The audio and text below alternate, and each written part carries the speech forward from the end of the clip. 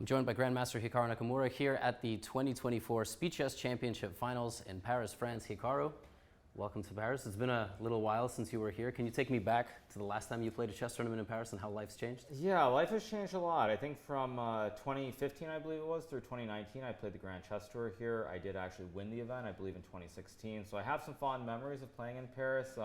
But yeah, in 2020, the pandemic happened, and it's my first time back since then. A lot has changed. Nowadays, I'm more of a content creator than a professional player, whereas in 2019, when I was last year, I was definitely a professional chess player and pretty much nothing else. So a lot has changed, but I think for me, at least, it's been for the best. Now, as far as the SCC goes, you have played in every single final that there's been, but this one is unique because you will have a live audience.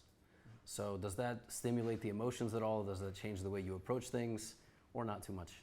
Well, you know, it's funny because it's actually not the first time I played the SEC in front of a live audience, but Really? It's the first time that it's not by choice. So back in 2018, I think it was January, I think it was called the 2017 Speed Chess Championship. I played against Magnus Carlsen from South Africa, from Johannesburg, which actually technically is not the capital, but I was in Johannesburg at a youth event there. And so I did play Magnus in an auditorium, probably in front of 50 to 100 people. The event didn't go very well for me, but this will be the second time. So I think having done that was a little bit different because that was more my own choice. I wanted to provide for the local community. There were a lot of kids who had never seen me in person before. So that was my own doing, and I think in retrospect, it was a fairly big mistake. I wasn't a streamer yet. I wasn't really used to it, whereas now, obviously, I've made a lot of content, and I have been at some events, like the Pro Chess League as well, which I think was pre-pandemic, where there was a big audience. But it should be a lot of fun, and it's something different, so I'm looking forward to it. You've talked a bit about how when you play virtually, at certain critical moments, you'll look in the camera to see a player's reaction. Here, you'll be kind of face-to-face. I mean, not really, because you will be looking at the screen, but do you think that gives you a little bit of an edge to see the reaction up close in person, or is it about the same? Well, I mean, I think it depends on the player. I think someone like Alireza, who I'm playing against, he's either very calm or he's very emotional. I don't think there's any in between, so I don't think they're going to be little tells, let's put it that way. I think if I'm playing very well, I'll know if he's like on form, how he's feeling. You know, someone like Magnus, I think, is a little bit different because he's generally always calm. He doesn't show a lot of emotion, so when you can see those little ticks, it does make a difference. But at least in the first match, I don't think that's going to be a big issue either way. You are the oldest participant in the event, so let's just address the elephant in the room. You know, as far as chess goes, it's becoming a younger and younger game. All these prodigies, 12, 13. A couple of the participants here are, I don't know what they are, but maybe let's say 20 and 21 years old. But you have all the experience. You're still number 2 in the world, and you've got the experience both online and offline. How does that play a role in your approach to the semifinals? Yeah, you know, I think everywhere is a little bit different, but coming here to Paris, we already spoke about how I played the Grand Chess Tour, but actually the first major international competition I ever played was in France. It was in Cannes all the way back in 1997, before either Alireza or Hans were even born. So yeah, I'm reminded pretty much every day when I travel of sort of like these ancient, you know, bygone memories from a different time. I think certainly having the experience, having played in many events over the years, and certainly the Speed Chess Championship, that does play a role. I think the most important thing is to avoid tilt, and I've done that very well for the most part in the Speed Chess Championship. Certain other events, you know, it happens a little bit more, but the experience can't be underestimated. I think that's why I've always done so well in the Speed Chess Championship. And if you look into the future, you say you have all these amazing past memories of everywhere you travel. When you look into the future in 5 years, where does Hikaru Nakamura fit into chess, and also what does chess look like in 5 years? Yeah, that's a very good question. I mean, I think for myself, I've really haven't hidden my intentions. I think I have maybe 1 or 2 more candidate cycles left. I think for myself, probably the biggest impediment, I would say, to playing professionally is more motivation than anything else. I find it actually quite difficult to find the motivation to study, to be inspired to play chess. So we'll see how long I can keep it going. I think, you know, the next couple of years, I still will be very competitive at the top level. But I would say 5 years from now, that's anybody's guess whether I'll be playing professionally anymore. I will say I think now there are a lot of junior players. You have Gukesh, who's playing for the World Championship. You have Arjun Prag from India as well. You have Alireza, of course, who seems to be finding his form once again. So the future is very bright, and I think we'll see which junior ultimately takes over and goes on to sort of dominate the game the way Magnus did. But it's a very bright future, and when I look at like my generation, I see what we've contributed, and now I see the kids who are taking everything we've given to the game and using it and improving their own game. It's a very bright future for chess as a whole. Now let's talk about some of your fellow competitors. Obviously, you're playing Alireza in the first round. We'll talk about Alireza. Let's talk about what everybody wants to talk about, which is Hans Niemann. You've had a long career. You've had rivals, but generally in chess, everything is relatively peaceful, and I wouldn't say anybody goes at one another like they do in any traditional, more combative sport, physically or otherwise. With Hans, it's not like that. He doesn't back down from saying whatever he wants about you, especially over the last year. Does that fuel you? Does that change the way you approach a match, a potential match, let's say, here in Paris or just in general? Do you like that, or do you prefer the other approach to having rivals?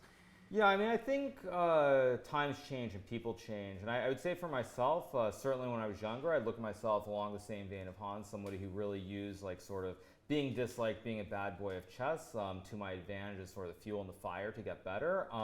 But as I've gotten older, I've mellowed out a lot, and I look at life quite a bit differently. So I don't really look at it that way. I don't think that it's something that like I look at it as like it gives me motivation. It's more just I try to chill and go with the flow. I think when you make content creation, especially as opposed to being just solely a professional player, you learn to stop taking yourself so seriously. And I think for myself, now that I'm in that phase, I listen to some of the things Hans says. I mean, I think they're somewhat misguided. But I also let it roll right off my back. I don't really think about him that much. I'm sure he thinks about me a lot more than I do. Yeah, it's a style he has. I think, though, that being said, you can only use sort of hatred or dislike or have the me against the world attitude. It will only take you so far. At some point, you have to be a little bit more practical. And again, I would even say for myself, I think I got to 2,700 pretty much with that attitude, but you have to make certain changes. And I think that sooner or later, I assume Hans will mellow out. He's had a huge jump. He's quite high in the rankings now. But I will say, I think that attitude is only going to get you so far. Have you had to prepare for him just as a hypothetical opponent here? You might play him, you don't know yet.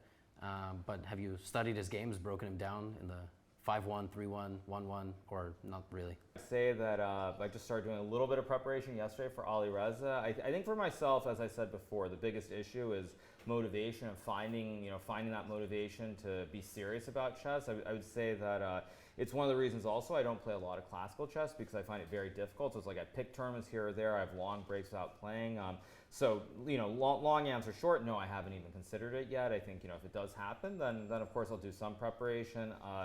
But I would also say that looking at the matches as a whole, a match against Hans in general, I feel like is pretty much like 99% of the matches I've played in the SEC historically, and that I'm always a big favorite in the bullet portion. And you can say it's a good thing or a bad thing. I think it certainly has helped me over the years that there is a 30-minute bullet portion at the end of the match, and I've won many matches in that fashion the last 2 or 3 years against MVL, Nepo, Ding as well, where I've had to come back.